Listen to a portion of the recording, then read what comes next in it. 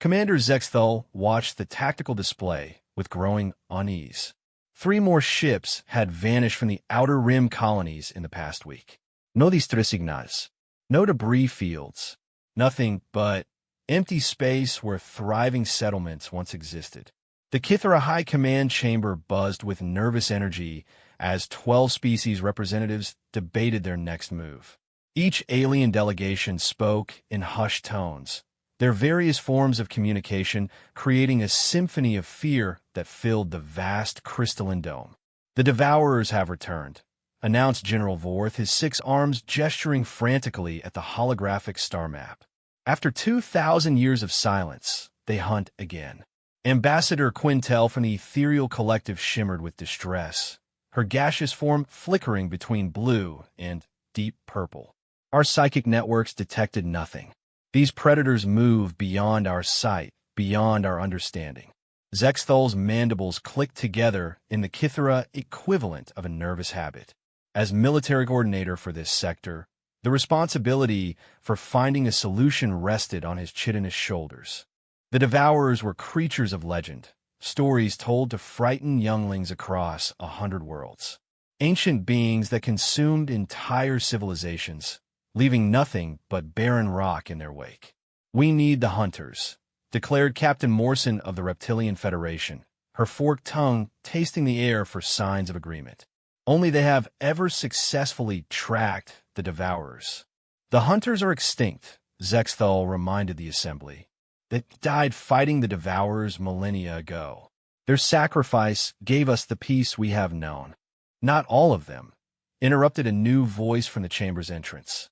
Every being in the room turned to see a figure that should not exist. Tall, bipedal, with smooth pink skin and strange fur only on the top of its head. The creature wore simple gray clothing and carried no visible weapons. Yet something about its presence made the assembled representatives step backward instinctively. "I am Captain Sarachan of the Human Confederation," the being announced, its voice calm despite the shocked silence that greeted its arrival. "And we are very much alive." General Vorth's multiple eyes blinked in sequence. "Impossible. Humans are a myth, a story created by the ancient hunters to explain their abilities." Sarah smiled, an expression that somehow managed to be both reassuring and predatory. "We prefer to keep it that way.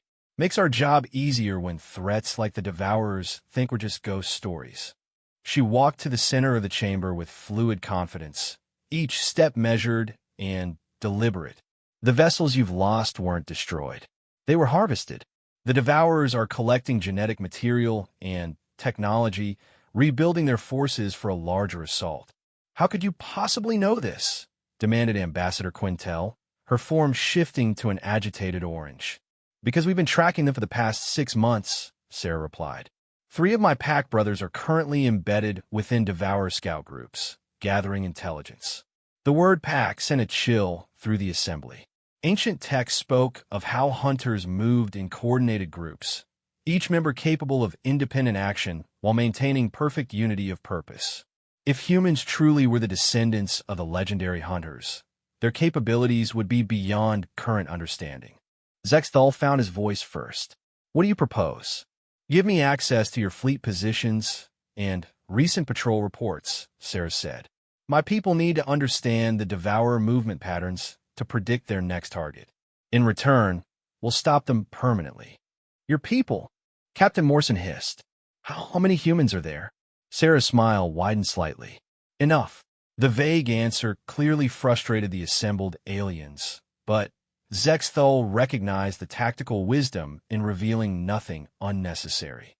If humans had survived in secret for thousands of years, they would have learned the value of information control. "Very well," Zexthal decided. "You shall have our complete cooperation. But I want observers present for any action you take." "Understood," Sarah nodded. "But your observers stay back. When we hunt alone." 2 hours later, Sarah stood in the communication center of the Kithara flagship. Surrounded by alien technology, she understood perfectly despite its foreign origin. The various representatives watched nervously as she interfaced with their systems using a small device that somehow communicated with their quantum networks. "Impressive," muttered Chief Engineer Plax, his crystalline form resonating with professional admiration. "That integration should be impossible without our encryption codes."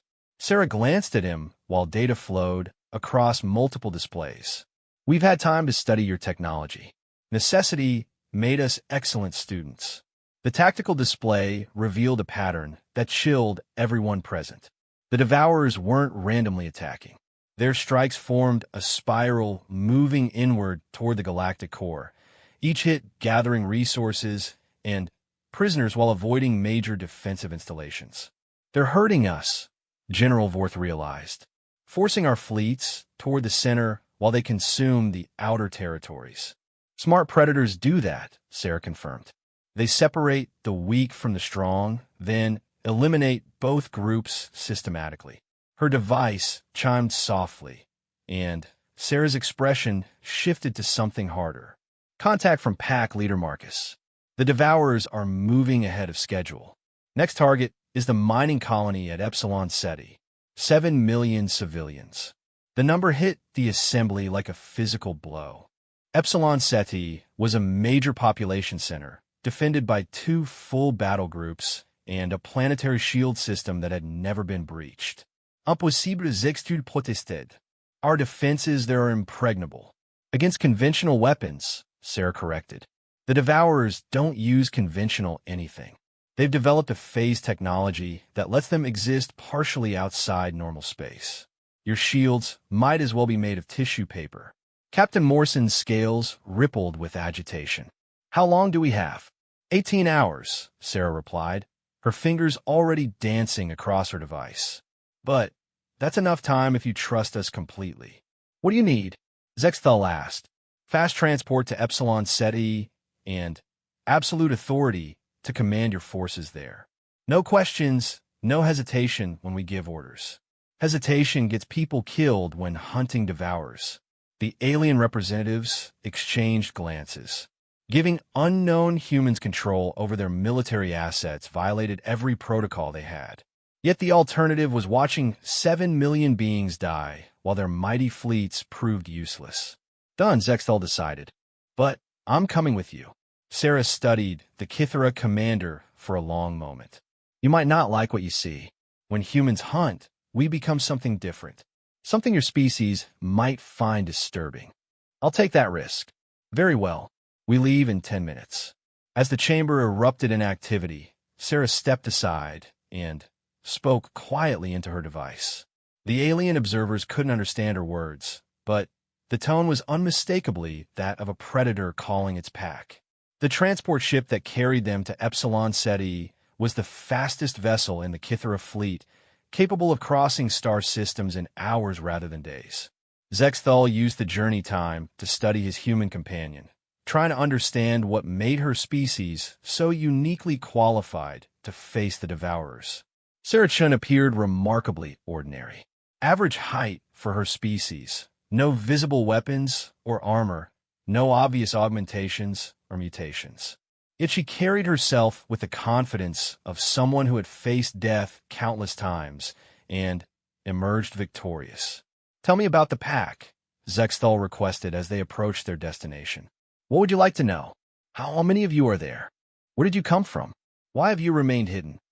Sarah was quiet for several minutes, watching the stars shift past the viewport. "We come from a world called Earth, third planet from a yellow star in what you call the Terminus sector. For thousands of years, we believed we were alone in the universe. Until the Devourers found you," Zexthal guessed. "Until we found them," Sarah corrected. "The attack on Earth wasn't random. We had been sending signals into space for centuries, advertising our location to anything listening. The Devourers heard us and came to harvest. But you survived. Some of us. The Devourers expected primitive beings with basic technology. They didn't expect us to learn their weaknesses in the middle of a war. By the time they realized their mistake, we had stolen their phase technology and turned it against them." Zexthal's mandibles clicked thoughtfully. "And then You followed them when they fled. We hunted them, Sarah said simply. For 2,000 years, we've tracked every Devourer pack across the galaxy. Most never knew we existed until the moment we struck. Those that escaped carried stories of ghost ships and invisible predators, creating the hunter legends. We found it useful to let other species believe the hunters were extinct, made our job easier when targets underestimated us. The ship's communication system chimed, and the pilot's voice echoed through the cabin. Approaching Epsilon Ceti. Long-range sensors detect massive Devourer fleet in position outside the system. Sarah's demeanor changed instantly. The casual conversation vanished, replaced by focused intensity that made Zexthol's instincts scream warnings. Show me. The tactical display revealed a terrifying sight. Hundreds of Devourer vessels hung in space like metallic predators, their hulls pulsing with unnatural energy. Each ship was unique, clearly grown rather than built, with organic curves and weapon arrays that defied conventional physics. Blessed ancestors, Zexthol whispered. I've never seen so many in one place. This isn't a raid, Sarah realized. This is a harvesting fleet. They're not just taking the colony. They're taking the entire system. Her device activated with urgent chimes, and Sarah's pack brothers appeared as holographic images around the cabin. Each human looked different, but they all shared the same predatory focus that had transformed Sarah moments earlier. Pack leader Marcus reporting. Devourer forces are larger than anticipated. Recommend we move to Protocol 7. Sarah nodded grimly. Confirmed. Initialize phase strike formation. Target the command vessels first, then work outward. Remember, they've adapted since our last encounter. Expect new countermeasures. Understood. Pack hunters moving into position. See you on the other side, Sarah. The holograms faded, leaving Zexthal alone with a human who no longer seemed entirely human. Sarah's eyes had taken on a predatory gleam, and her movements carried the fluid grace of a born killer. What happens now? Zexthal asked. Sarah smiled, and this time there was nothing reassuring about the expression. Now you see why the Devourers fear us. The space around Epsilon Ceti erupted into chaos as reality itself seemed to tear apart. One moment the Devourer fleet hung motionless in formation. The next moment invisible predators struck from impossible angles. Zexthal watched in amazement as massive Devourer command ships simply vanished from his sensors, their hulls collapsing inward as if crushed by invisible hands. The alien vessels tried to return fire, but their weapons passed harmlessly through empty space where their attackers should have been. How are they doing this? Zexthal demanded, his multiple eyes struggling to track the impossible battle unfolding before them. Sarah stood motionless at the tactical display, her fingers dancing across her device with inhuman speed. Phase-shifting technology. We exist partially outside normal space during combat. Makes us harder to hit. But how are you damaging them? The same way they damage us. We learn to shift our weapons between phases at the moment of impact. Devourer armor is designed to deflect energy from normal space. It can't stop attacks that materialize inside their hulls. On the display, another Devourer vessel crumpled as something struck it from within. Emergency lights flickered across its organic hull before the entire structure went dark. Yet Zexthal could see no human ships anywhere near the battle zone. Where are your people? He asked. Sarah's smile was cold and predatory.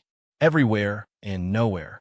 Pack leader Marcus is currently inside that command vessel, while his team phases through their hull. Pack sister Elena is targeting their communication arrays from 17 different attack vectors simultaneously. Pack brother David is hunting their scout ships as they try to escape. The tactical display updated rapidly as Devourer vessels disappeared one by one. Each elimination was surgical, precise, leaving no debris fields or energy signatures that could be tracked. The mighty fleet that had seemed unstoppable minutes earlier was being systematically dismantled by invisible predators. Fascinating, Zexthal murmured. You fight like the Devourers themselves. No wonder you survived their initial attack. We learn from them, Sarah confirmed.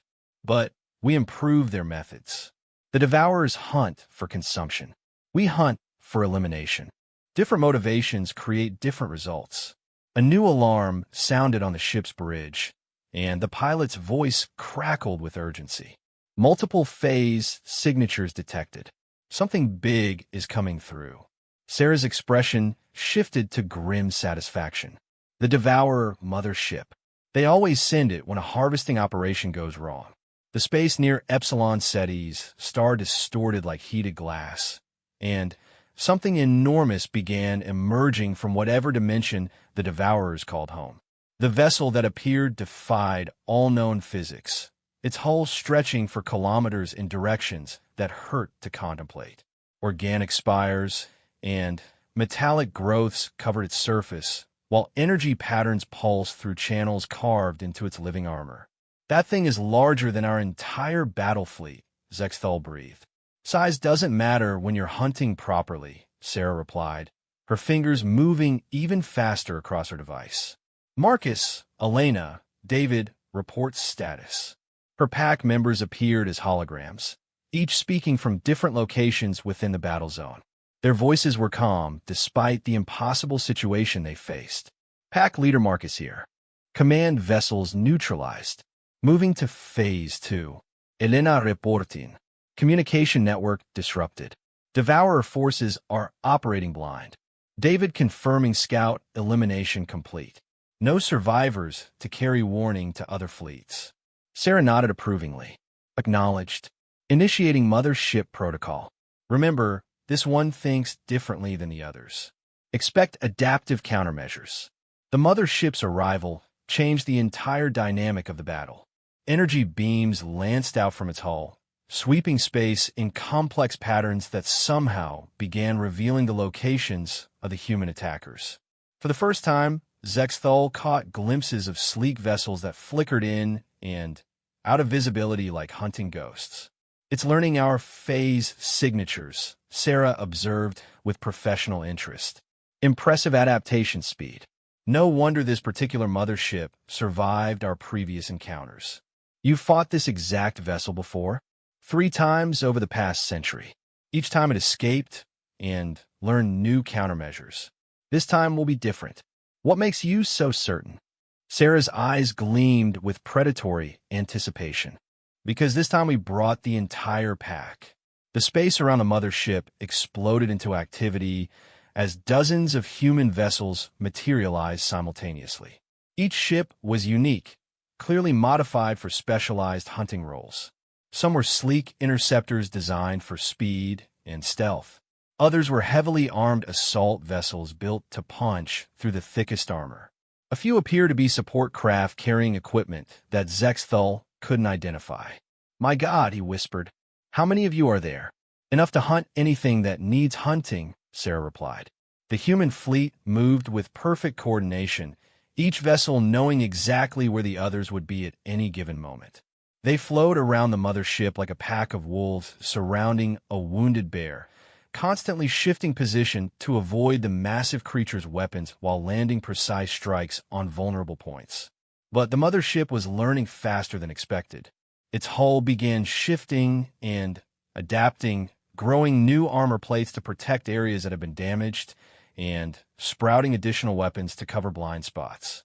Energy patterns along its surface changed color and frequency, disrupting some of the human phase shifts. It's adapting too quickly, Pack Leader Marcus reported, his voice tight with concern. Recommend we accelerate the timeline. Agreed, Sarah responded. All units prepare for deep hunt protocol.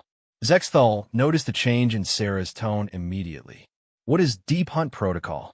Something we hoped we wouldn't need to use, Sarah admitted. But this mothership is too dangerous to let escape again. On the tactical display, the human vessels began moving in a complex spiral pattern around the mothership. Their phase signatures synchronized, creating interference patterns that confused the massive vessel's sensors. As the spiral tightened, the humans began shifting deeper out of normal space than Zexthal had thought possible. They're phasing into deep space, he realized. How is that survivable?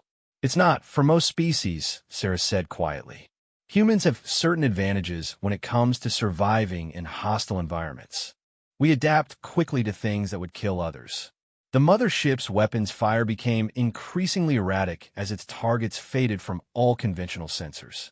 Massive energy beams swept empty space while the organic hull pulsed with frustration and growing panic. Whatever intelligence controlled the vessel clearly realized that its prey had become something beyond its understanding. Pack leader Marcus's voice crackled with interference as he reported from deep phase space. Target acquired. Beginning internal infiltration. All units maintain perimeter in case it tries to phase shift away. Confirmed, Sarah replied. Elena, David, prepare emergency extraction. If this goes wrong, we need to get Marcus out before the mothership collapses. Zexthal watched in fascination as the human plan unfolded. Instead of attacking the mothership's exterior, they were infiltrating its internal structure by phasing directly through its hull into the vessel's most protected areas. No conventional defense could stop attackers who could materialize inside armor plating. The bridge, Sarah announced, tracking Marcus's position. He's reached their command center. On the display, the mothership's energy patterns began fluctuating wildly. Lights dimmed and brightened across its hull as something disrupted its control systems from within. The massive vessel's movements became sluggish and uncoordinated. Neural network compromised, Marcus reported. Beginning shutdown sequence. All units prepare for immediate withdrawal. The human fleet began pulling back from the mothership as its hull started convulsing. Whatever Marcus had done inside the creature was causing a cascade failure that spread throughout its entire structure. Organic sections withered while mechanical components sparked and failed. He's killing it from the inside. Zexthal breathed in amazement.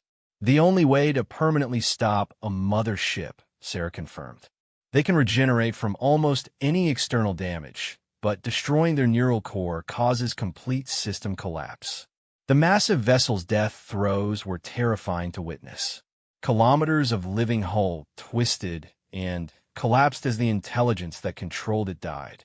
Energy discharges created aurora patterns across its surface before the entire structure imploded into a sphere of collapsed matter. Pack leader Marcus, report status, Sarah called urgently. Extraction successful, came the relieved reply. Neural core eliminated. Mothership is down permanently. The remaining Devourer vessels, suddenly deprived of their command structure, began scattering in all directions. But the human pack was ready for this response.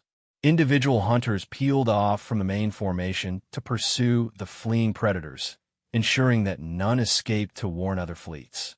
How many will get away? Zexthal asked. None, Sarah replied with absolute certainty. When humans hunt, we hunt to extinction. Can't afford to let dangerous predators escape to breed. Within an hour, the space around Epsilon Ceti was empty except for scattered debris and the human fleet regrouping near their transport ship. The massive Devourer force that had threatened 7 million lives had been completely eliminated without losing a single human vessel. Impossible, Zexthal muttered, reviewing the battle data. Your people destroyed a force 10 times your size without taking casualties. Predator Hunting 101, Sarah explained as her pack brothers began reporting successful eliminations of all fleeing Devourers. Know your prey better than they know themselves. Attack from unexpected directions. Never give them time to adapt or call for help. And if they do adapt, Sarah's smile was sharp as a blade. Then we adapt faster. It's what humans do best.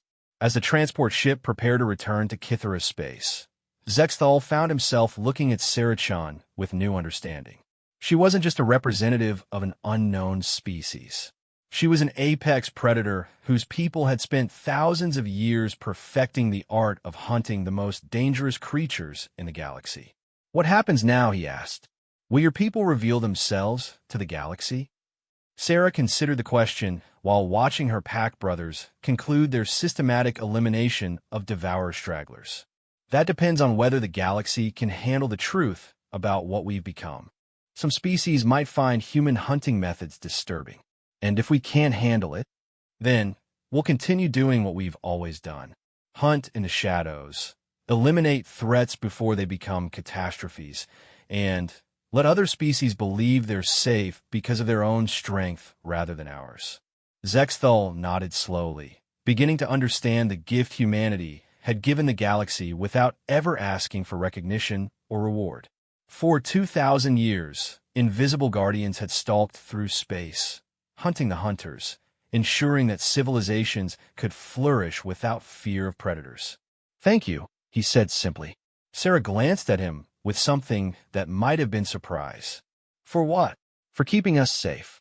For hunting the things that hunt us. For being the predators that protect the prey." "Just doing what humans do," Sarah replied. "We see a threat to innocent people, we eliminate it. Doesn't matter if those people know we exist or appreciate what we do."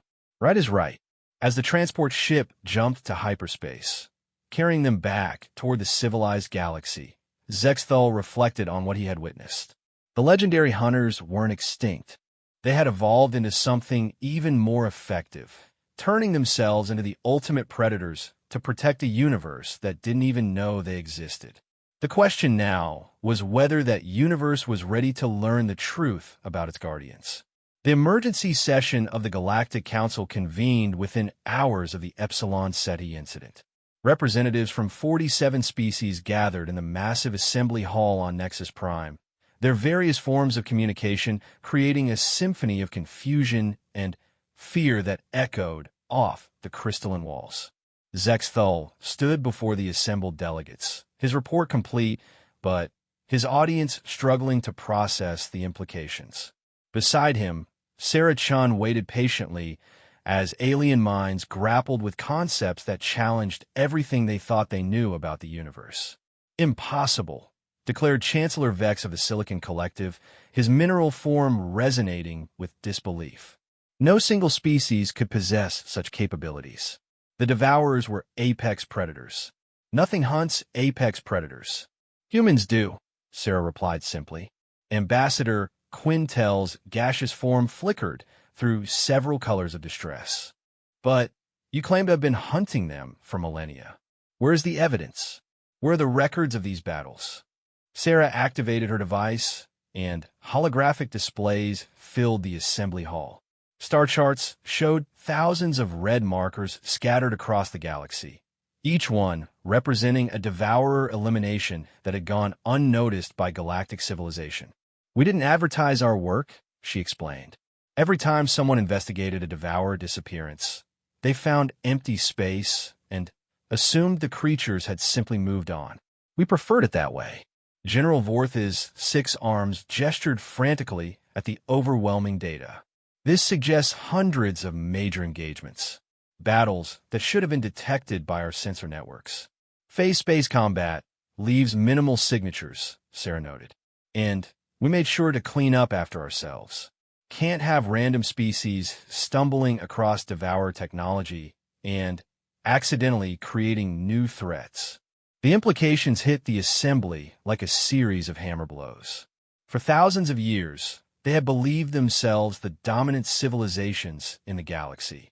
The discovery that humans had been conducting a secret war against cosmic predators challenged every assumption about galactic power structures. "What do you want from us?" asked Representative Clax of the Aquatic Federation, her gills fluttering with nervous energy. "Nothing you weren't already giving us," Sarah replied. "Continue living your lives, building your civilizations, raising your children in safety. We'll continue making sure nothing hunts you." "But surely you must want something," insisted Chancellor Vex. "Recognition? Territory? Resources?" Sarah's expression showed genuine confusion. "Why would we want those things? We have everything we need. Our ships are self-sufficient, our population is stable, and our mission gives us purpose. What more could we ask for?" The alien delegates exchanged glances, their various sensory organs attempting to detect deception in Sarah's words. The concept of a species that hunted galactic predators without seeking reward was beyond their understanding. "There must be some price for your protection," Ambassador Quintel insisted. No species acts purely altruistically. We don't see it as altruism, Sarah corrected. We see it as necessity. When predators threaten innocent people, humans eliminate those predators. It's not about reward or recognition. It's about doing what's right. Zexthal stepped forward to address the assembly. I have witnessed their capabilities firsthand. The Devourer force at Epsilon Ceti numbered in the hundreds, including a mothership that had survived previous encounters. The humans eliminated every vessel without taking casualties. Describe their methods, demanded General Vorth. Zexthal's mandibles clicked nervously. They phase shifted between dimensions, attacking from inside enemy hulls. Their coordination was perfect, each unit knowing precisely where others would be at any moment. They moved like a single organism with many bodies. Impossible coordination suggests hive mind technology, observed Dr. Renth of the Synthetic Collective. Are humans an artificial intelligence? Sarah laughed, a sound that somehow managed to be both warm and predatory. We're completely organic. No artificial enhancements, no hive mind technology. We coordinate the same way Earth wolves coordinate when hunting dangerous prey. Earth wolves. DR. Rentha's optical sensors focused intently on Sarah. Pack predators from our home world. They taught us that the most effective hunting happens when individual predators work together seamlessly. We simply applied those lessons to space warfare. The concept of organic beings achieving perfect coordination without technological assistance was even more disturbing to the assembled aliens than the idea of hive minds. It suggested capabilities that went beyond technology into the realm of evolutionary adaptation. You said you come from Earth, noted Ambassador Trilk of the insectoid communes. We have records of that system. It was marked as lifeless centuries ago. Because we made it appear lifeless, Sarah explained. The Devourer's initial attack nearly destroyed our civilization. Those of us who survived went underground literally and figuratively. We rebuilt our society with one purpose, hunting the creatures that had hunted us. And you succeeded, Zexthal added. The galaxy has been free of Devourer attacks for 2,000 years because humans eliminated every pack they encountered. Not every pack, Sarah corrected grimly. The force at Epsilon Ceti was larger than we expected. They've been hiding, rebuilding, preparing for a major offensive. What you witnessed was just the beginning. The assembly hall erupted in panicked discussions as species representatives realized the implications. If the Devourers were returning in force, and if humans were the only effective defense against them, the entire galactic civilization was dependent on beings they had never known existed. How many more are there? General Vorth demanded. Sarah's device chimed softly, and her expression grew serious. Pack Leader Marcus is tracking 7 more fleets, each comparable to what we faced at Epsilon Ceti. They're moving toward the galactic core, targeting major population centers. 7 fleets. Chancellor Vex calculated aloud. Millions of vessels. Trillions of potential victims. Which is why we need your cooperation, Sarah continued. We can handle the Devourers, but we need real-time intelligence about their movements. Your sensor networks cover areas we can't monitor simultaneously. Ambassador Quintel's form shifted to a determined silver. What do you require from us? Access to your military communication networks and sensor data, Sarah replied. We need to coordinate with your fleets to ensure civilian evacuations happen before we engage the Devourers. And after, asked Representative Clax. Once this threat is eliminated, what then?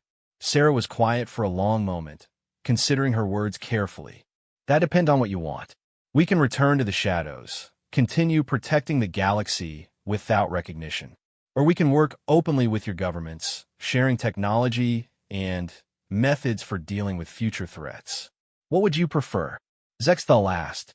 Honestly, we prefer the shadows. It's safer for everyone when predators don't know they're being hunted. But these new Devourer fleets are too large for subtle elimination. We'll need to fight openly, which means the galaxy will learn about us whether we want them to or not. Dr. Rentha's sensors whirred as he processed this information. You're suggesting that maintaining secrecy is tactically superior to open cooperation? For hunting predators, yes, Sarah confirmed. But for protecting large populations, open coordination is more effective. We're adapting our methods to meet the current threat level. The assembly began formal deliberations while Sarah stepped aside to coordinate with her pack brothers.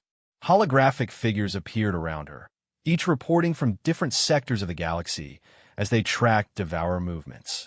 Pack leader Marcus confirming Fleet Alpha heading for the Centauri cluster. Came the first report. Estimated arrival in 36 hours. Elena reporting Fleet Beta approaching the vegan trade routes. Multiple civilian convoys in the area. David tracking Fleet Gamma toward the academic worlds. University planets have minimal defensive capabilities. Sarah nodded grimly as the reports continued. 7 massive Devourer fleets were converging on the most populous and culturally significant areas of galactic civilization. The upcoming battle would determine whether thousands of years of progress would survive or be consumed by ancient predators. Understood, she replied to her pack. Continue tracking and report any changes in movement patterns.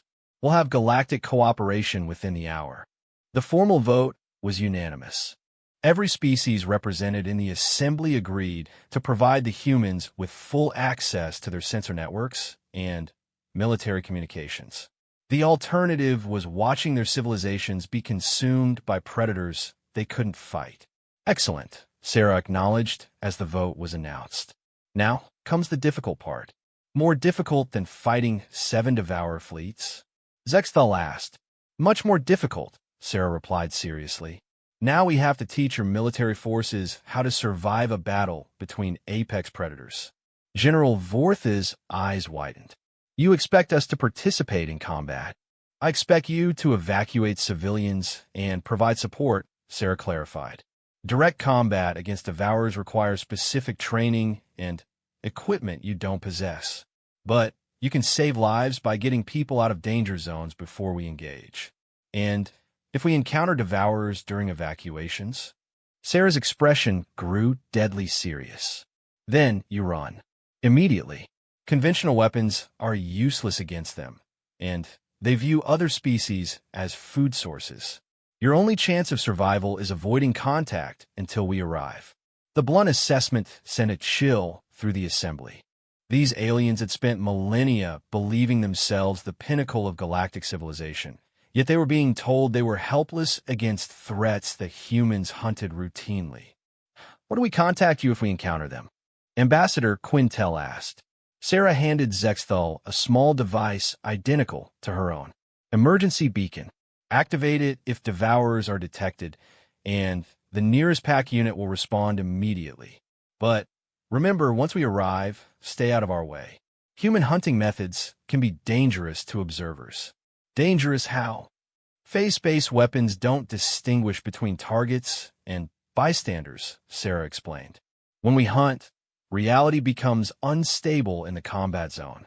Conventional matter doesn't always behave predictably. Zexthal studied the beacon with new respect. This device will summon humanity's most effective predators. It will summon hunters when prey needs protection, Sarah corrected. That's all we've ever been. All we ever want to be. As the assembly dispersed to implement the emergency protocols, Sarah remained behind with Zexthal and a few senior officials. Her pack brothers continued their surveillance of Devourer movements, but their reports were becoming increasingly urgent. Timeline is accelerating, pack leader Marcus announced. All 7 fleets are changing course toward the galactic core. Estimated convergence in 48 hours. Sarah's eyes hardened. They're not just hunting randomly. This is a coordinated assault on the heart of galactic civilization. Can you stop them all simultaneously? Zexthal asked. We'll find out, Sarah replied grimly. This will be the largest engagement in human history. Every pack hunter in the galaxy is converging on the core systems. How many is that?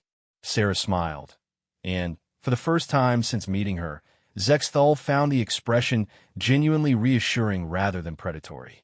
Enough to remind the universe why apex predators fear the shadows.